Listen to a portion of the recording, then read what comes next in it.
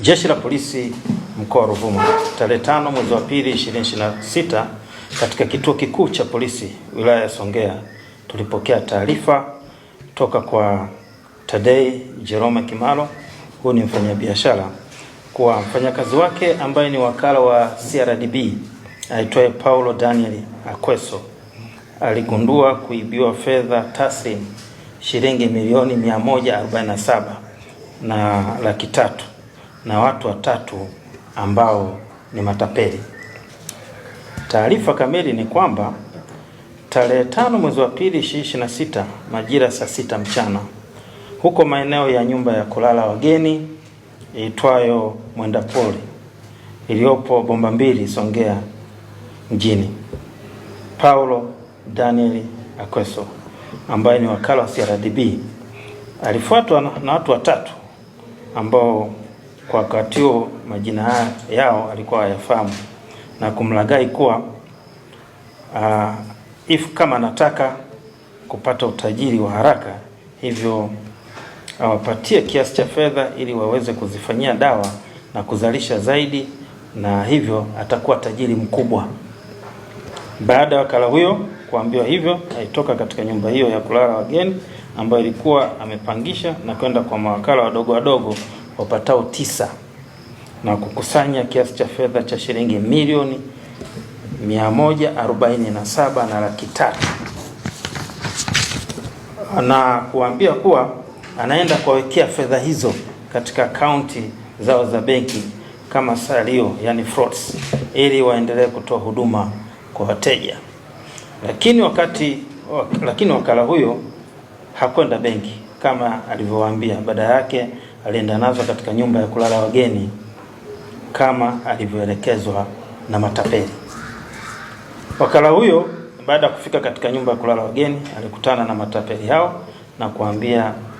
ambako walimwambia azitandaze pesa hizo kitandani kisha azipake mafuta na aondoke katika chumba hicho bila kukifunga, ili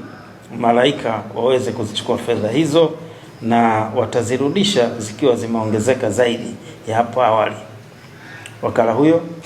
alitekeleza maagizo kwa kuondoka, na baada ya saa moja alirudi katika chumba hicho na kukuta pesa zote hazipo.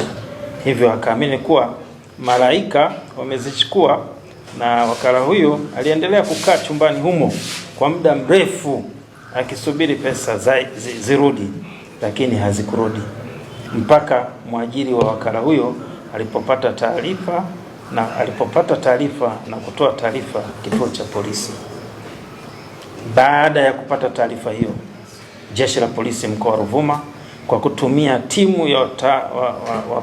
wataalamu wabobezi wa upelelezi tulianza ufuatiliaji wa mkasa huu,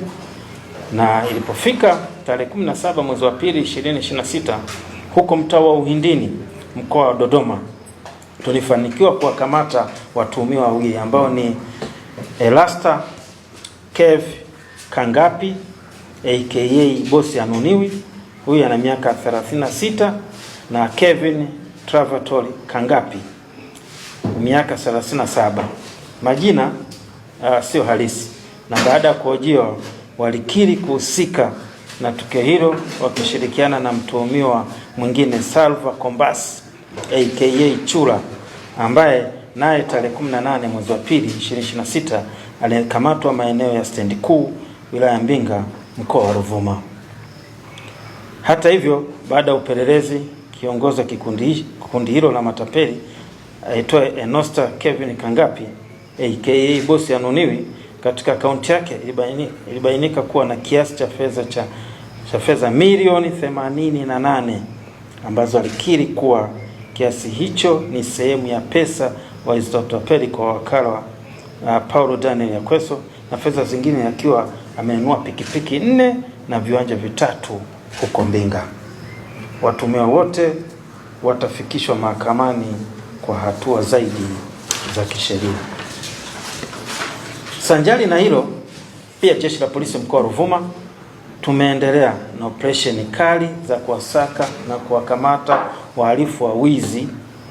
wa mchana, wavunjaji na vibaka au aka vishandu wanaojihusisha na uporaji mikoba ya kina mama nyakati za usiku, ambapo kupitia operesheni hiyo tumefanikiwa kukamata wahalifu 22, kati yao mwanamke mmoja pamoja na pikipiki 38 zisizokuwa na namba za usajili plate number, ambazo zilikuwa zikitumika katika uporaji maeneo mbalimbali manispaa ya Songea. Aidha, kupitia operesheni hizo pia tumefanikiwa kukamata televisheni 9, radio aina ya sabufa 8 na pombe ya moshi lita 53, ambazo kati yake televisheni 4 na radio 2 zimetambuliwa na kukabidhiwa kwa wahusika.